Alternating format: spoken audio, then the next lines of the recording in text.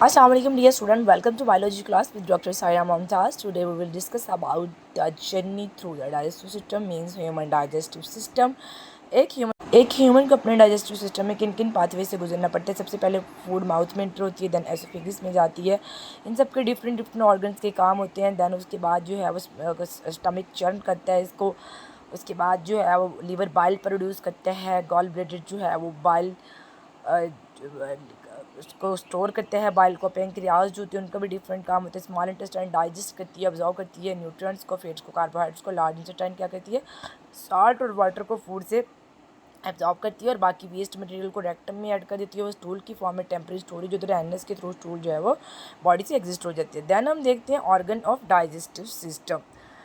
Mainly बेटे digestive system के organs को दो कैटेगरीज में डिवाइड किया गया है। फर्स्ट वन इज़ एलिमेंट्री कनाल, इसको गैस्ट्रो इंटेस्टाइनल ट्रैक्ट भी कहते हैं, जिसमें ये लिस्ट आ जाती है। माउथ है, फेरिंक्स है, एसोफेगस है, स्टमक है, small intestine, large intestine, rectum. और उसके बाद second one is accessory organs. कौन कौन सी हैं, लिवर हैं, गॉल ब्लैडर हैं, पैंक्रियाज हैं, सलाइवरी ग्लैंड्स हैं जो कि सलाइवा रिलीज करते हैं, टंग और टीथ। ये तमाम जो गैस्ट्रो इंटेस्टाइनल ट्रैक्ट और एसेसरी ऑर्गन्स डाइजेशन में कैसे हेल्प करती हैं वो हम देखते हैं। देखो सिक्वेंशियल ऑर्डर में ऑर्गन्स को यहाँ पे दिखाया हुआ है कि सबसे पहले माउथ से फूड इंटर होती है, उसके बाद कहाँ जाती है, एसोफेगस में। ठीक है, यहाँ पे हमारी जो है वो जो सलाइवा मौजूद होते हैं हमारी टंग के ऊपर, जो उसको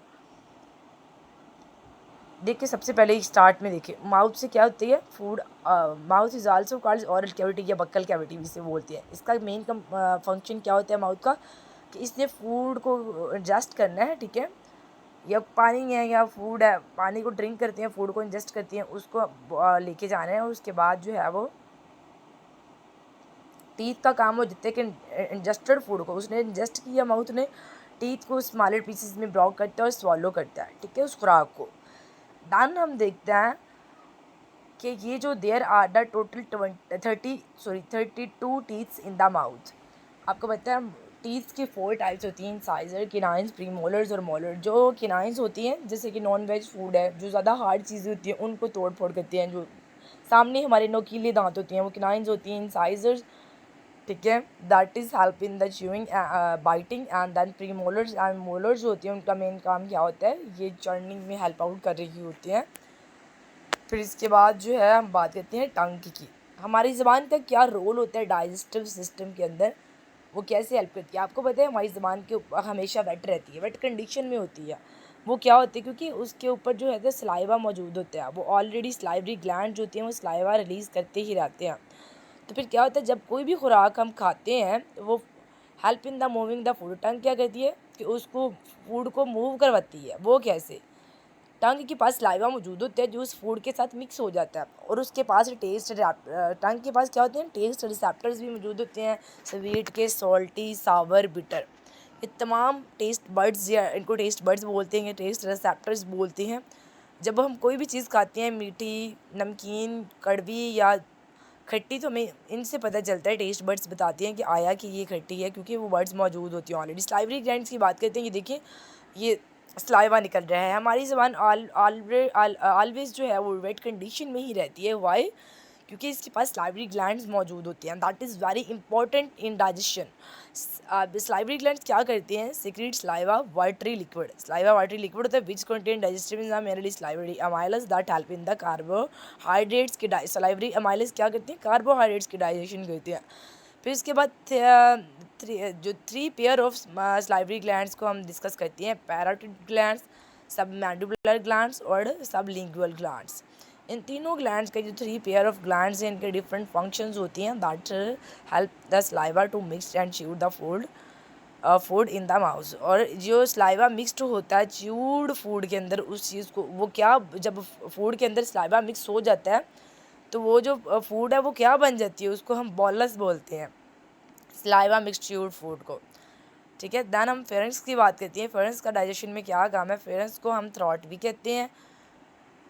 ठीक है, ये जो हमारे जो है एसोफेगस के साथ मौजूद होता है फेरेंक्स, और pharynx play role in the pathway for the food from the mouth to the next junction, जैसा कि एसोफेगस। तो जब भी खुराक हम मुंह से लेते हैं तो उसके आगे फिरिंग्स होता है, फिरिंग्स पाथवे जिस प्रोवाइड करते हैं, उसको और कोई काम नहीं होता ताकि खुराक एसोफेगस तक पहुंच जाए।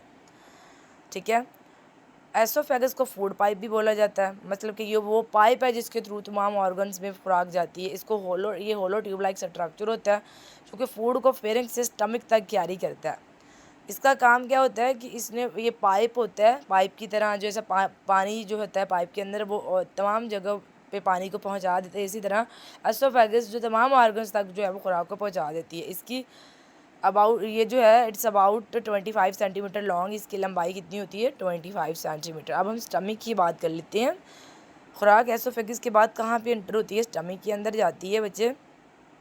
स्टमक जी शेप्ड बैग लाइक स्ट्रक्चर होता है, ये देखिए ना, जे शेप्ड बैग लाइक स्ट्रक्चर जो कि made up of the thick elastic muscles से, इलास्टिक मसल्स से मिलकर बना होता है। इसके अंदर इलास्टिसिटी होती है, इसीलिए तो ये तमाम चीज़ों को जो है वो इजीली जो है वो डाइजेस्ट कर लेता है। Stomach wall secrete gastric juice that is very important in digestion. जो HCl होता है वो क्या करता है, माइक्रो ऑर्गेनिजम्स को किल करता है और पेप्सिन को एक्टिवेट करता है। पेप्सिन का क्या काम होता है, जितनी भी जो प्रोटीन्स होती हैं फूड के अंदर उसको डाइजेस्ट कर दिया। उसके बाद म्यूकस लुब्रिकेट करता है फूड को और प्रोटेक्ट करता है वॉल ऑफ स्टमक को। गैस्ट्रिक एंजाइम्स की बात कर लेते हैं। गैस्ट्रिक एंजाइम में पेप्सिन, रेनिन और लाइपेज आ जाते हैं, जिनमें pepsin is most important in protein digestion. हम आपको पता है हमारी खुराक में प्रोटीन, कार्बोहाइड्रेट्स, लिपिड्स तमाम चीज़ें मौजूद होती हैं। उनमें से जो पेप्सिन होती है वो क्या काम करती है, पी से पेप्सिन, पी से प्रोटीन को डाइजेस्ट करने में हेल्प आउट करती है। हमने ये स्टमक की वॉल जो होती है गैस्ट्रिक जूस रिलीज़ करती है और ये HCl, म्यूकस और गैस्ट्रिक एंजाइम गैस्ट्रिक जूस के अंदर मौजूद होते हैं, ये हमने देखे हैं। ठीक है, देन रीनिन एंड लाइपेज, जो लाइपेज होती हैं वो लिपिड्स को डाइजेस्ट कर लेते हैं, रीनिन जो है वो कार्बोहाइड्रेट्स को। मतलब इनके अपने अपने फंक्शंस होते हैं जो डाइजेशन के सिस्टम में। हमने पढ़ा है कि digestion is the process in which जो फूड कम्प्लेक्स से सिंपल में कन्वर्ट हो जाती है, वो और कम्प्लेक्स से सिंपल में कन्वर्ट कैसी होती है, डिफरेंट ऑर्गन से गुजरते हुए होती है, जिसमें माउथ का डिफरेंट फंक्शन है, एसोफेगस का और फंक्शन है, स्टमक का उसके बाद और फंक्शन है, एंड देन जो है वो स्टमक के बाद जो फूड जो स्मॉल इंटेस्टाइन में कैसे इंटर होती है।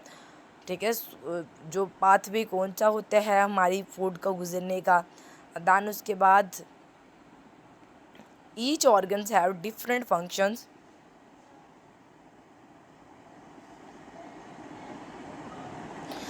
अब हम देखते हैं कि stomach serves 4 major function. Storage of food, stomach का क्या काम करता है, फूड को जो फूड आई है कहाँ से, एसोफेगस से उसको स्टोर कर लेता है।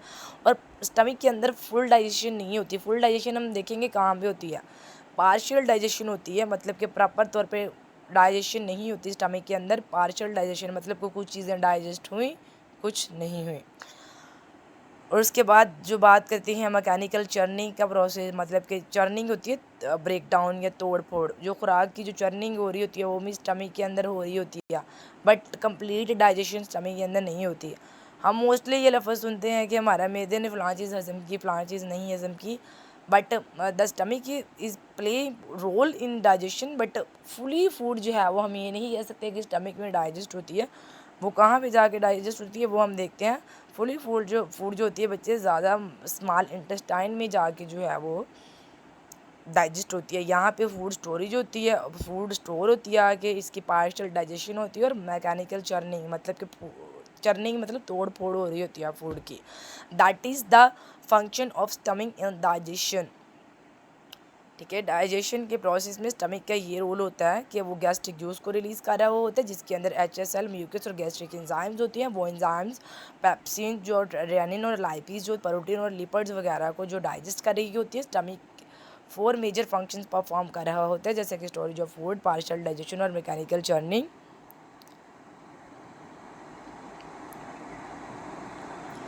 Then we will discuss about the small intestine. Small intestine का क्या फंक्शन होता है वो हम जो आगे जाके पढ़ते हैं बच्चे। ये देखिए, स्मॉल इंटेस्टाइन स्टमक के बाद आ जाती है।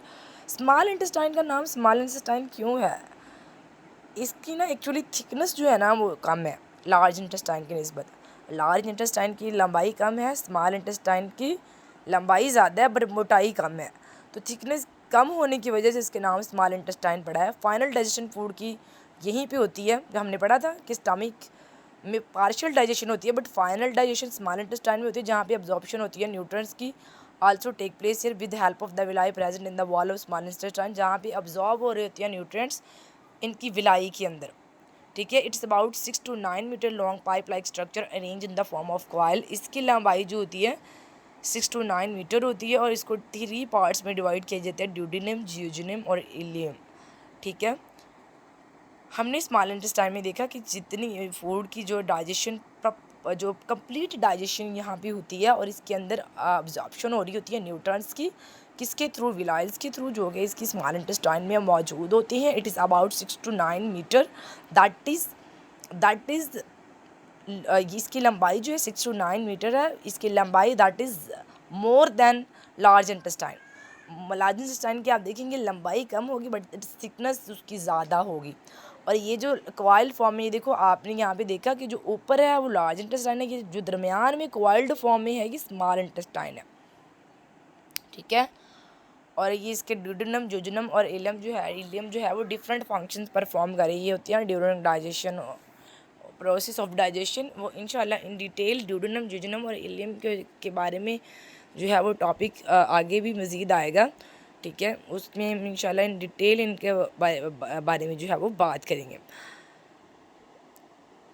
तो हमने कहाँ तक पढ़ लिया है? सबसे पहले खुराक माउथ में इंटर होती है, माउथ से जो है वो, ठीक है, माउथ से ओरल कैविटी में जाती है, teeth, tongue, salivary gland, pharynx, oesophagus, stomach और स्मॉल इंटेस्टाइन से होते हुए फिर इसके बाद इसने कहाँ पे इंटर होना है? इसके बाद लीवर में इंटर होना है।